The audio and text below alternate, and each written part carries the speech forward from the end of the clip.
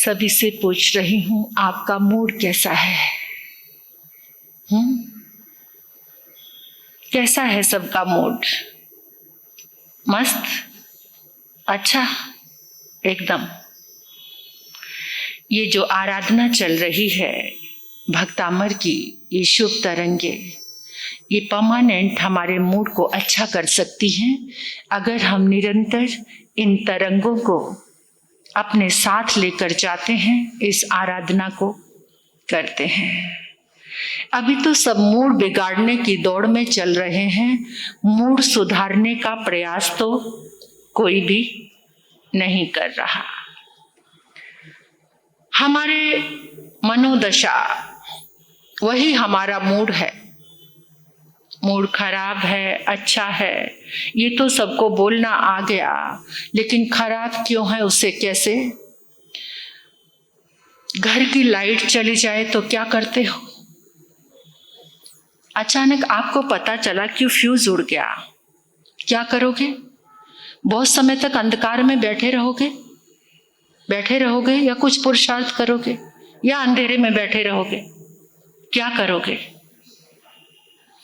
पुरुषार्थ करेंगे, इलेक्ट्रीशियन को बुलाएंगे या कहीं जाएंगे, कुछ ना कुछ उठापटक करते रहेंगे जिससे लाइट और ये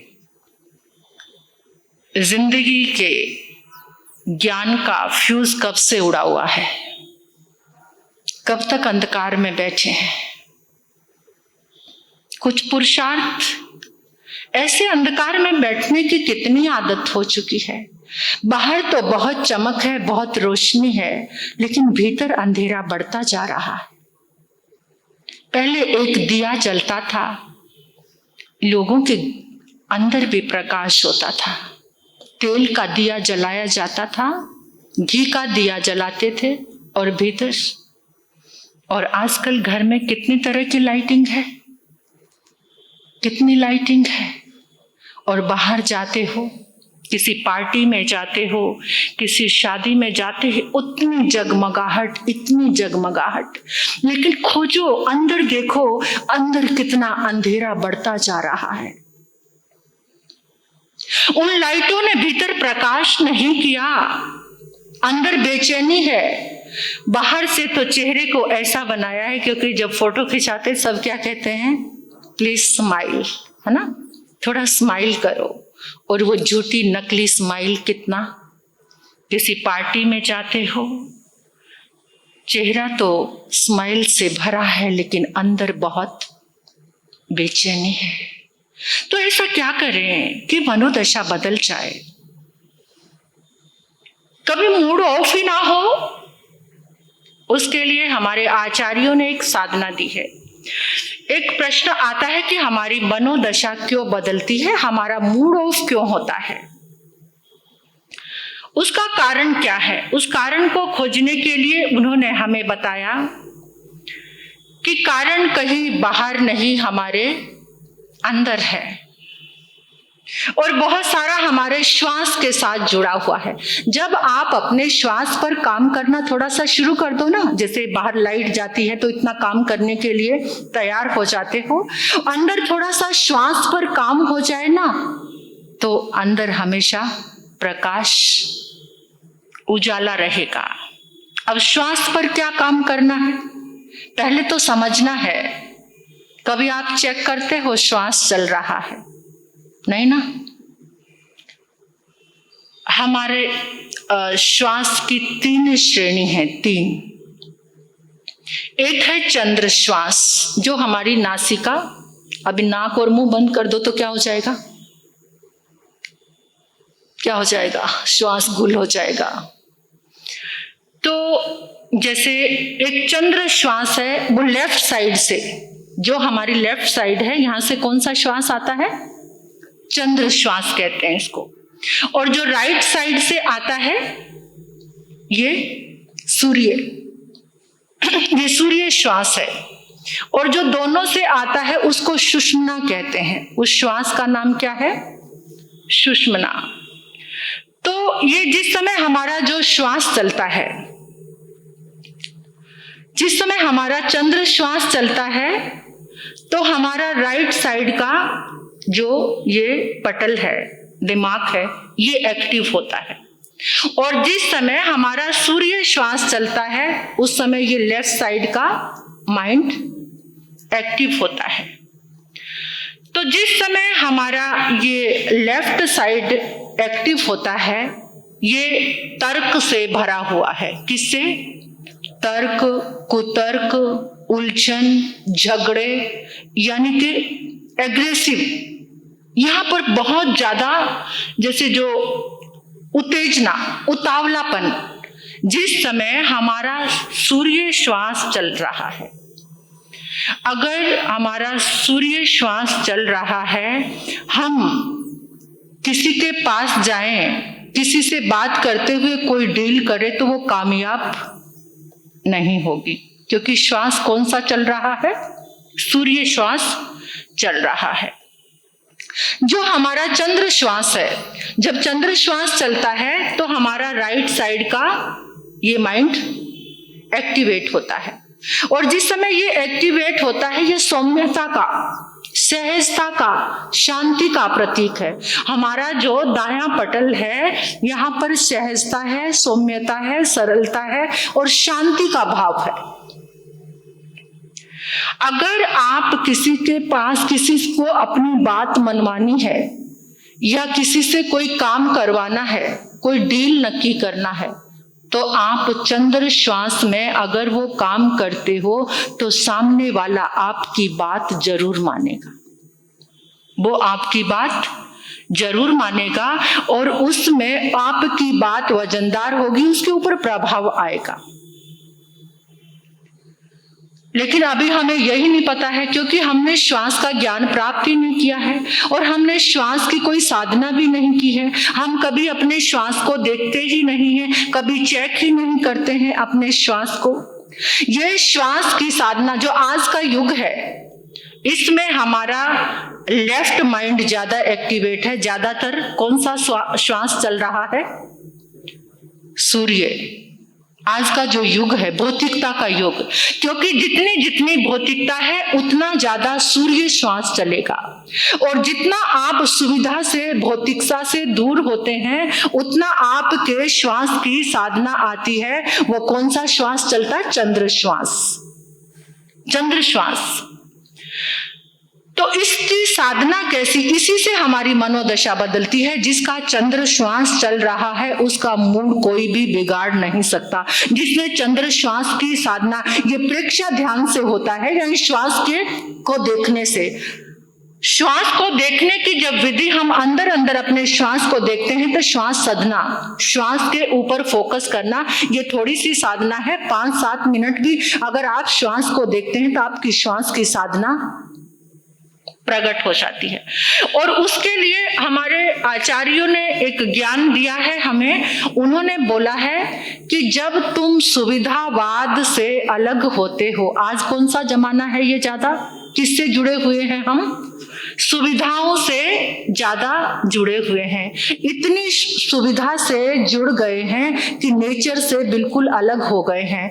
आज घरों में जो नेचुरल हवा नहीं जाती, बनावटी हवा है ना, कृत्रिम एसी की या फैन की, और जो रोशनी है वो भी लाइटों की रोशनी है। घरों में चंद्र की, सूर्य की किरणें, रोशनी नहीं पहुंच रही है। जितनी इस सुविधाओं से तुम बढ़ रहे हो, जितना सुविधाओं का प्रयोग कर रहे हो, जितना नेचर से, जितना तुम्हारा परिश्रम छूट गया है, पुरुषार्थ छूट गया है। पहले तो थोड़ा चल के जाते थे, छत पे चढ़ते थे, वहां सोते थे, आंगन में चल के जाते थे। आजकल सब कुछ साथ में चाहिए। पहले के लोग तो जंगल पानी के लिए भी, शौच के लिए कहां जाते थे? बाहर जाते थे। वो लोग ज्यादा स्वस्थ रहते थे। लेकिन आज तो रूम में भी 2 कदम भी चलना बहुत मुश्किल लगता है। यानी जितनी जितनी सुविधा बढ़ी है उतनी उतनी मनोदशा खराब हो गई है, क्योंकि श्वास कौन सा हो गया है? वो उसके साथ हमारा सूर्य श्वास, जितना सुविधा से इंसान जुड़ेगा उतना ही ज्यादा सूर्य श्वास आपका आएगा, उतना ही आपका लेफ्ट जो पटल है ये एक्टिवेट रहेगा, जहां तर्क, कुतर्क, लड़ाई झगड़े, क्रोध, उतावलापन और धैर्य की कमी हो जाएगी। सुविधावादी मनोवृत्ति ने आज हमारे जीवन को बहुत बिगाड़ दिया है और सुविधा इंसान आज खुद ही भोगना चाहता है। ये भी नहीं सोचता कि मैंने कमाया है तो कोई दूसरा भी थोड़ा उसका। हमारे प्राचीन आगमों में आता है, वेदों में भी आता है, ऋग्वेद में भी आता है कि तुम्हें उतना ही तुम्हारे लिए आगार है, आज्ञा है, जितने से तुम्हारा पेट भरे उतना तुम्हारा है, बाकी का सब तुम दूसरों के लिए, जितना तुम्हारे जीवन में यूज आ रहा है उतना रखो, बाकी का बांट दोगे तो तुम्हारे जीवन में सहजता आएगी। लेकिन आज तो इंसान हर चीज को खुद को भोगना चाहता है, यहां तक कि इंसान इतना स्वार्थी हो गया है कि भाई भाई को भी नहीं देना चाहता, पिता अपने पुत्र को भी, रेयर केस होगा बट है पिता अपने पुत्र को नहीं देना चाहता, पुत्र अपने पिता को भी, जो सुविधा वो भोगना चाहता है वो अपने पिता को देना, इतना ज्यादा स्वार्थ बढ़ गया है। एक बार महात्मा गांधी इलाहाबाद गए, आनंद भवन पता है आपको? आनंद भवन में गए, वहां पर रुके हुए थे। तो वो क्या करते थे? परिमित पानी, देखिए महात्मा गांधी 1 लोटा पानी सुबह उठकर उसी से कुल्ला करते थे, उसी से मुंह धोते थे। उस समय बैठ के वो जवाहरलाल नेहरू से बात कर रहे थे, तो बात में पता नहीं चला एकदम सारा पानी खत्म हो गया। कुल्ला करके उन्होंने सारा पानी, मतलब पूरा लोटा खत्म हो गया। तो एकदम कहने लगे, ओ जवाहर, मैंने ये क्या किया, मैं तो पूरा पानी खत्म कर दिया, मुझे मुंह भी धोना था।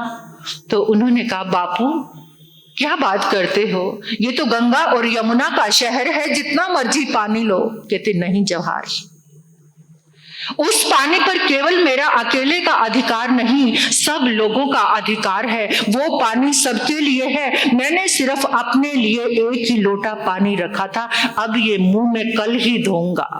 आज ऐसे तो नेता होते थे और आजकल के नेताओं की हालत आप देख ही सकते हो।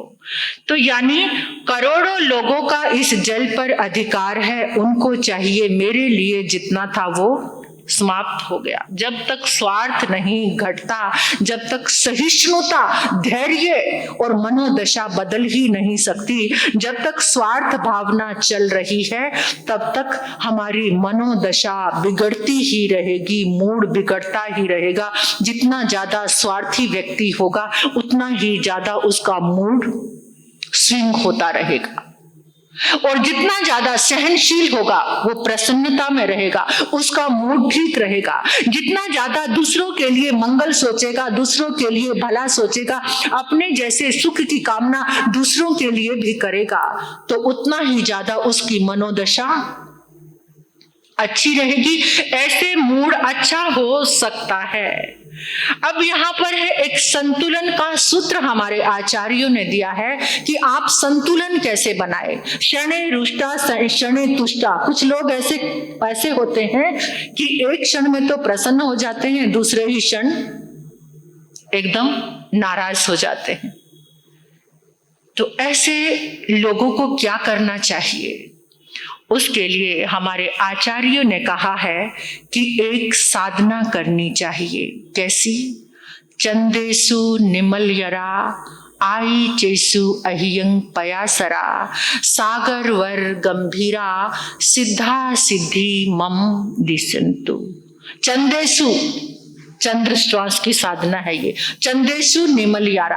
आप जिस समय ये मंत्र जाप करेंगे, ये गाथा का जाप करेंगे, तो आपके चंद्र दोनों श्वास का बैलेंस हो जाएगा। क्या हो जाएगा? चंदेशु निमलयरा। चंद्रमा, भगवान चंद्रमा की तरह क्या है? निर्मल है। आई चेसु अह्यंग आई चेसु, और वो सूर्य की तरह प्रकाशित है। हमारी मनोदशा को वो निर्मलता देंगे, सूर्य की तरह प्रकाशित करेंगे। सागर की जैसे गंभीरा, सागर वर गंभीरा, यानी उससे सहिष्णुता और धैर्य हमारा बढ़ेगा। और इसकी आराधना करने से आपके भीतर में ट्रिप्टोफैन, सेरोटोनिन, ये दोनों जो रसायन हैं ये क्या होंगे, ज्यादा मात्रा में बनने शुरू हो जाएंगे। जब हम ये साधना करेंगे कि चंदेसु, अपने श्वास पर ध्यान, ये नहीं चंदेसु नहीं मिल रहा है पे ऐसे फटाफट, ऐसा नहीं, एकदम धैर्य के साथ, भले ही 2 या 3 बार करो, लेकिन एक बार उठकर इसकी साधना आप करेंगे। अपने श्वास को आते जाते थोड़ा सा बदलना है। हमें क्या करना है, अपने श्वास पर थोड़ा काम करना है। जब हम अपने श्वास पर थोड़ा काम करेंगे, आप कोई भी दुनिया की ताकत आपका मूड खराब नहीं कर पाएगी। आपके सामने कठिनाई आएगी, आप मस्ती से कहेंगे कोई बात नहीं, स्वागत है, मैं तैयार हूं इसके लिए। इतना आत्मविश्वास आ जाएगा, कोई बात नहीं, ये विपरीत परिस्थिति मुझे कुछ ना कुछ अच्छा ही देकर जाएगी। जब ऐसा भाव आ जाएगा तो आपके मूड को कोई भी खराब, हम सबको आवश्यकता है इस साधना की कि चंद्रेसु निमिलयरा आई चेसु अह्यंग पयासरा सागर वर गंभीरा सिद्धा सिद्धि मम दिशंतु। रात को सोते हुए भी और सुबह उठकर भी अपने श्वास को देखते हुए धीरे धीरे, विज्ञान कहता है आपके भीतर वो रसायन उत्पन्न होगा, और धर्म कहता है कि परमात्मा की उस दिव्य ऊर्जा से, परमात्मा के इस गाथा जाप से आपके भीतर में सहनशीलता, धैर्य, सहिष्णुता, उपकार, परोपकार का भाव बढ़ना शुरू हो जाएगा। और इस तरह से हमने ये विषय शुरू किया था कि मूड क्यों बिगड़ता है। तो मूड को अच्छा बनाना सभी चाहते हैं, है ना। आपने तो अभी बताया मुझे कि आप सबका मूड अच्छा है, तो आज दिन भर में अपना मूड खराब, और जब भी मूड ऐसे खराब होने लगे तो क्या बोलोगे, चंदेशु निमलियरा चेसु प्यासरा सागर वर गंभीरा सिद्धा सिद्धि मम दिशंतु। इससे हमारे एक अच्छे रसायन का निर्माण हो